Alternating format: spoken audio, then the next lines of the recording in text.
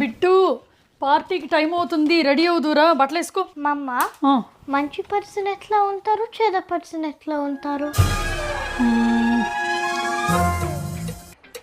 Person ఒకళ్ళే, మంచి చెడు ఏమని పుట్టుకతో రాదు. నీకు ఒక పర్సన్ చేసిన పని నచ్చిందనుకో, నీకు అది హెల్ప్ అయిందనుకో, నీ దృష్టిలో ఆ పర్సన్ మంచి, వాళ్ళని నువ్వు మంచి పర్సన్ అని నలుగురికి చెప్తావు. నీకు ఒక పర్సన్ చేసిన పని నీకు నచ్చలేదనుకో, అది నీకు హెల్ప్ అవ్వలేదనుకో, ఆ పర్సన్ని నువ్వే చెడు అంటావు. నువ్వు చెడ్డ పర్సన్ అని 40 మందికి చెప్తావు, అంతే. అందుకే మంచోళ్ళు తక్కువ కనిపిస్తారు, చెడ్డోళ్ళు ఎక్కువ కనిపిస్తారు, అంతే. నీ ఒపీనియన్.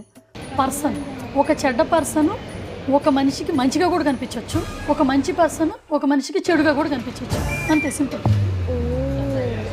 మమ్మ నువ్వు చేసిన కూర నాకు నచ్చదు, నువ్వు కట్టిన పిలక కూడా నచ్చదు, సో నువ్వు చేసిన పని నాకు నచ్చలేదు.